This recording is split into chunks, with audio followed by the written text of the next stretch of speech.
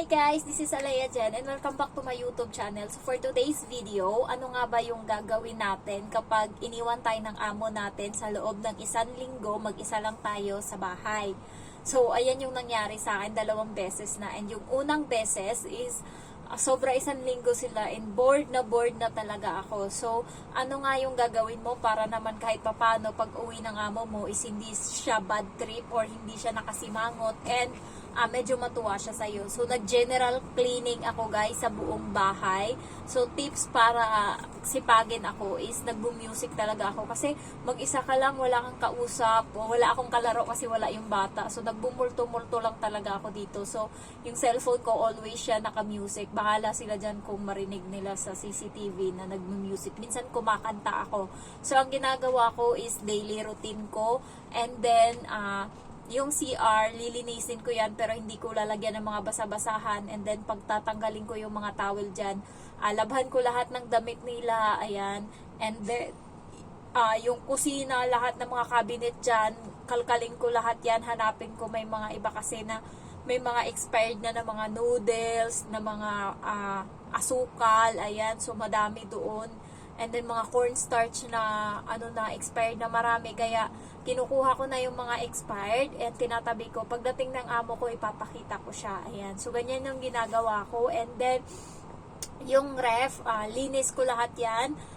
Mula taas hanggang baba sa mga karne, tinitignan ko, and then nililinis ko talaga lahat, pati yung mga kawali, yung exhaust fan, kasi minsan may tumutulo na parang oil doon sa lutuan namin sa taas. So ang tips dyan para walang tumutulo is ilagay nyo siya sa lababo, takpan nyo yung butas ng lababo, and then buhusan nyo siya ng mainit na tubig yung exhaust fan doon na tinanggal nyo. Ayan. So, ganun yung gawin, and then sabunan nyo siya bago nyo buhusan ng tubig. Ayan. So, yung lahat ng mga Tupperware, pang-check ko kung mga matino pa ba, yung mga may basag na tinatapon. Ayan. And then, pagdating dito sa kwarto ko, nilinis ko rin tong akin. Pinalitan ko rin yung bedsheet ko. Ayan. So, yung iba kasing mga helper, tinanong sila kung ilang buwan daw sila bago magpalit ng bedsheet nila sa isang taon. Sabi nga nila, akala ba namin admin sa isang kontrata?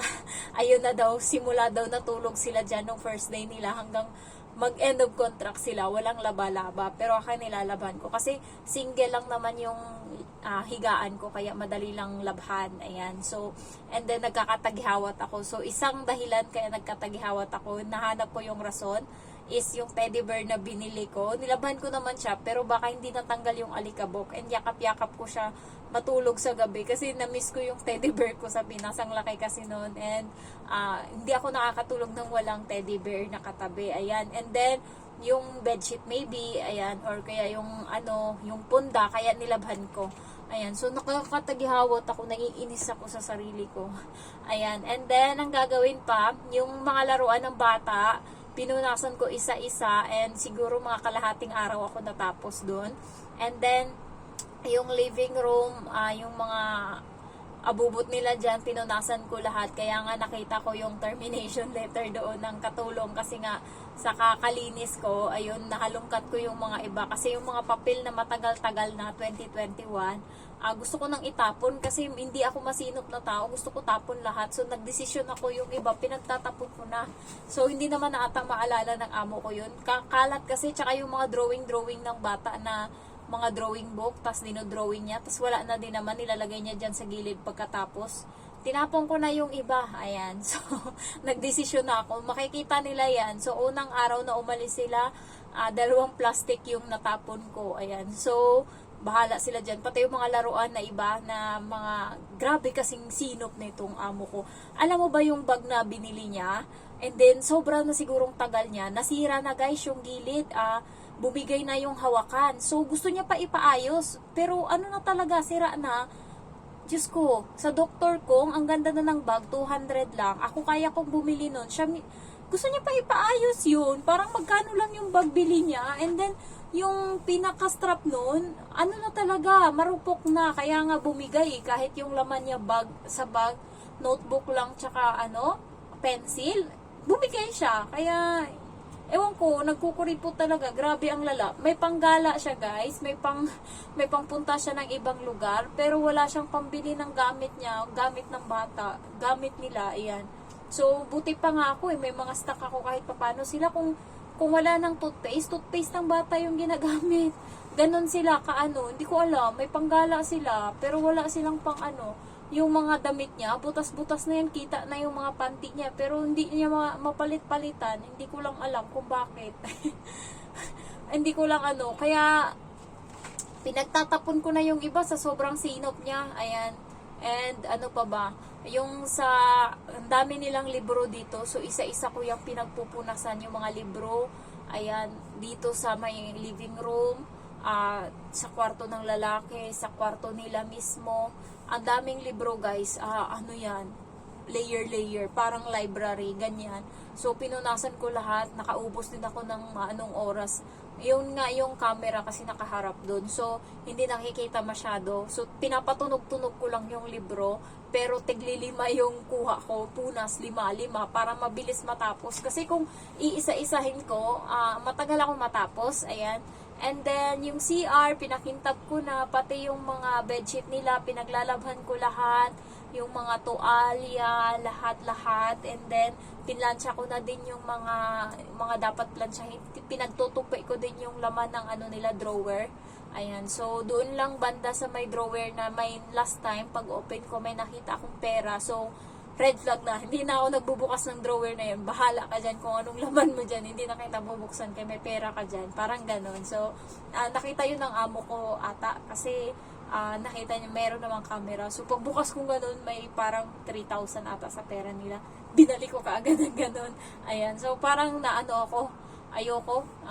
Parang ayokong meron silang masabi. Kaya, hanggat maaari, iniiwasan ko yung sarili ko sa mga ganun. Ayoko din nahanapan nila ako ng pera. Halimbawa, may mga nawala dyan.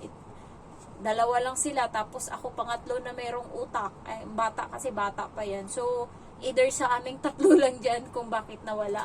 Ako lang yung pagbibintangan. Itong lalaki pa naman pala bintang to.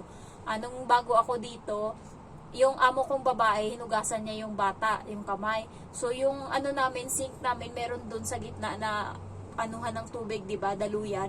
Pinush ngayon ng bata yung doon, and then hindi na hindi na siya umangat yung nasa gitna na parang gantong pinupush-push, ayan, para pwedeng isarado yung sa sink para mahinto yung ng daloy ng tubig, ganun. So, nakita ng amo ko, and siya mismo naghuhugas sa kamay ng bata, and then nagalit siya, nagmura siya, pinagalitan niya yung bata. Sabi ngayon ng tatay, ngayon ba yan nangyari na nagbarayan dyan, na yan dyan, napasok? Baka kanina pa yan, baka ikaw may gawa. Gumanon siya sa akin. Tapos, sinabi niya yun sa asawa niya. Pinagalitan siya, parang sinigawan siya ng asawa niya. Sinabihan na, ako nga mismo nakakita kasi ako yung naghugas. Ako mismo nakakita, gumanon. So, pala bintang tong lalaki, ganun, ito yung ugali niya. Alam mo, pagkatulong ka dito, pagbibintangan ka kahit hindi ikaw may gawa. So, nung nakaraan din, merong pang sahog ata sa sabaw. Hindi ko alam. Sabi niya, nandito yun binili ko yun So, wala akong maipapakita kasi wala. So, sabi ko, wala ma'am. Hindi siya naniniwala, guys. Anuhin ko yun, ipasok ko yun sa mata ko. So, ganun sila, pala bintang. So, kaya, pagka ganun, naiinis ako pag binibintangan ako pag wala akong ginagawa. Kaya, simula nun, nananahimik na lang ako pagka pinapalagpas ko yung mga ganyang bagay. Pero wag lang na pagbintangan ako na halimbawa, nung nakaraan, may mga nasirang gamit, nasira yung sa ref. Yung bata yung may nung bago ako dito, siguro wala pa akong isang buwan. Ang kulit ng bata, sinusubukan niya talaga yung pasensya ko. Sarap niya talagang ihulog. Grabe yung ginagawa niya. Pupunta yan siya sa kusina, pagbubuksan niya yung mga laman ng ref doon, yung ref nasira. Tapos sabi ng nanay, ngayon ba to nangyari? Baka kanina pa to. Kanina ba to? Sabi ko, nasarado pa nga yan Kung hindi sana yan nasara, di sana tumutunog-tunog yan ngayon. Sabi ko talagang ganun. Tapos nahimik yung nanay, sinigawan niya yung bata. Ayun. Tapos nagmura ako ng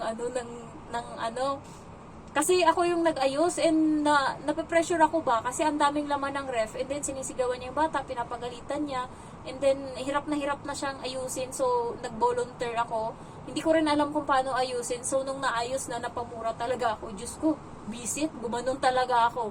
Ewan ko kung tinranslate niya yun, pero pagka ganun kasi guys, pagka yung pinapagalitan kayo and then napipikon kayo, so ipakita nyo na sa kanya na sa kanila nagalit kayo, or halimbawa, ayan, hinga kayong malalim. Ayan, ganyan ginagawa ko minsan, lalo pagka hinga akong malalim, lalayas yan. O kaya yun nga, nagmumura ako ng, ng salita natin, visit, minsan, Diyos ko, gumaganon ako talaga. Tapos, nung nakaraan din, hanap siya ng hanap, pinag-ano-ano niya na lahat yung mga laman sa cabinet, hinahanap niya yung steamer namin. Kasi nga nasira yung oven. And then, pinagbibintangan na naman ako, doon niya lang daw nilagay yun. So, bakit daw nawala? Ako daw yung naglilinis doon. Ako daw yung nag-general cleaning sa cabinet. Tapos, hindi ko naman alam kasi wala. Bago lang ako. And then, nagdadabog na siya guys. And then, hindi niya na, alam mo yung pinagkakalat niya na lahat. Sinadya niya nang ikalat para ayusin ko, ganun.